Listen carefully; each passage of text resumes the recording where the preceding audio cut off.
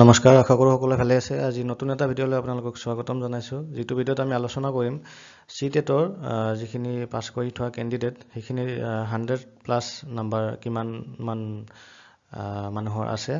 কিমান মান ক্যান্ডিডেটৰ আছে 100 প্লাস নাম্বাৰ সো সেইখিনি আমি এটা অনুমানিক এটা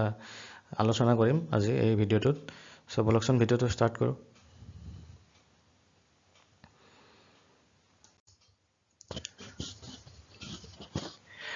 সো এতিয়া কথাটো হল কি আগতো দুই তিনিটা ব্যাচ আছে অলৰেডি আপোনালোকে সকলে জানে তাৰে পিছত মানে নতুন এডভাৰটাইজমেন্ট ওলাইছিল যদিও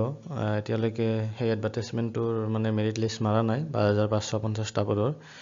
আৰু লগতে যেটো নতুন এডভাৰটাইজমেন্ট আহিল বৰ্তমান 4500 টা পদৰ যত এলপি পোষ্ট ভালেখিনি আছে আৰু আজি আমি এই ভিডিঅটোত বিশেষকৈ এলপিৰ কথাখিনি পাতিম ইউপিৰ কাৰণে নতুন এটা ভিডিঅ মই পিছত আনি আছো আপোনালোকে তাত থাকিব চেনেলটো সাবস্ক্ৰাইব কৰি থব যদি কৰা নাই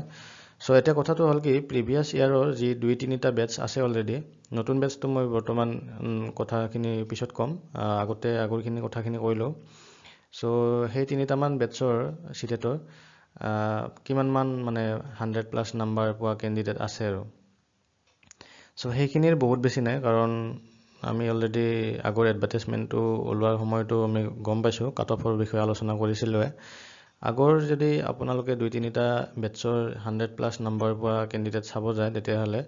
450 প্লাস ক্যান্ডিডেট অলপ আশেপাশে আছে আৰু 450 ৰ আশেপাশে মানে 100 প্লাস পোৱা ক্যান্ডিডেট আছে বৰ্তমান অসমত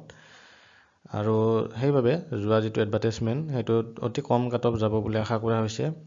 বৰ্তমান যদিও মেৰিট লিষ্ট ওলোৱা নাই আমি ওলালে গম পাম হিমান বেছি না যায় মানে কাট অফ যেটো মানে 100 প্লাস পোৱা লৰা ছোৱালী কম আছে সো আগৰ যদি 450 থাকে এতিয়া নতুন কথাটো হল কি সেই যিখিনি ক্যান্ডিডেট আছিল 450 পোৱা যেহেতু হিয়তে চাকৰি এতিয়ালৈকে পোৱা নাই হিয়তে নতুনকৈ আকৌ সিটেট দিছে আৰু মেইন কথাটো এতিয়া এইটো হল যে সেই 450 ৰ বেছি ভাগৰে এইবাৰ নাম্বাৰ ইনক্ৰিজ হৈছে মানে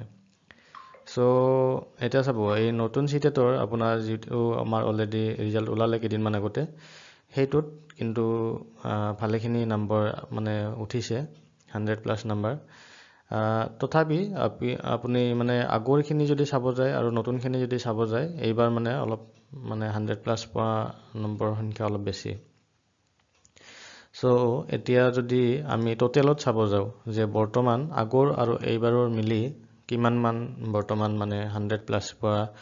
লৰা ছোৱালী আছে এলপিৰ ক্ষেত্ৰত আলোচনা কৰিম আজি সো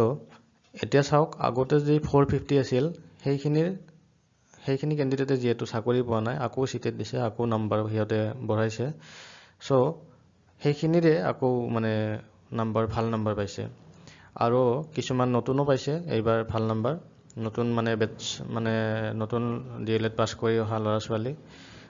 হিয়তেও কিছু নম্বৰ উঠাইছে সো আগৰ আৰু এইবাৰৰ যদি মিলাই চাও আমি টোটেলত 1000 ৰ মানে আশেপাশে মানে লৰা ছোৱালী বৰ্তমান আছে এলপিৰ ক্ষেত্ৰত 100 প্লাস পোৱা এতিয়া কথাটো হল কি পোষ্টটো ভালেখিনি ওলাইছে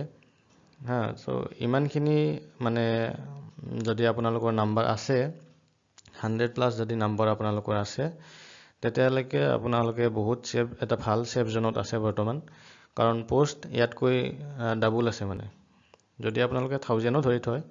1000 অলপ আশেপাশে থাকিব একদম যে 1000 ক্যান্ডিডেটে আছে মই হেতু কোৱা নাই এটা আনুমানিক হিচাপ হয় কিন্তু ইয়াৰ বহুত বেছি কম বা বহুত বেছিও নহয় মানে ইয়াৰ আশেপাশে থাকিব আৰু 1000 ৰ আশেপাশে ক্যান্ডিডেট আছে বৰ্তমান আগৰ আৰু এইবাৰৰ মিলাই সো আপোনালোকে এলপি পোষ্ট দেখিছে ভালেখিনি আছে সো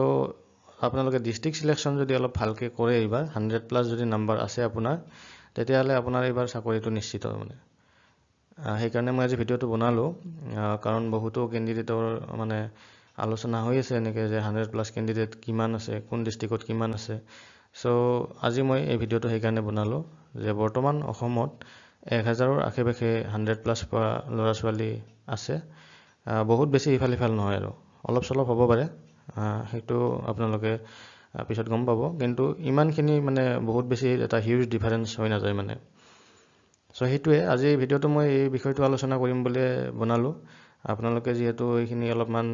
মনত আহি আছিল কিমান থাকিব পাৰে ক্যান্ডিডেট 100 প্লাস পোৱা আৰু 110+ যদি আপোনালোকৰ আছে তেতিয়াহ'লে আপোনালোকেতো বহুত ভাল এটা সেফ জোনত আছে আপোনালোকৰ মানে চাকৰি নিশ্চিত বুলি ক'ব পাৰি যদি অলপ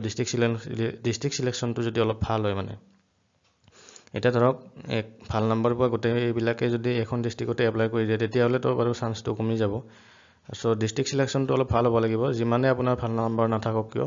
আপোনাৰ যদি ডিস্ট্ৰিক্ট সিলেকশনটো বেয়া হয় তেতিয়াহ'লে কিন্তু আপোনাৰ চান্স কমি যাব চাকৰিৰ ক্ষেত্ৰত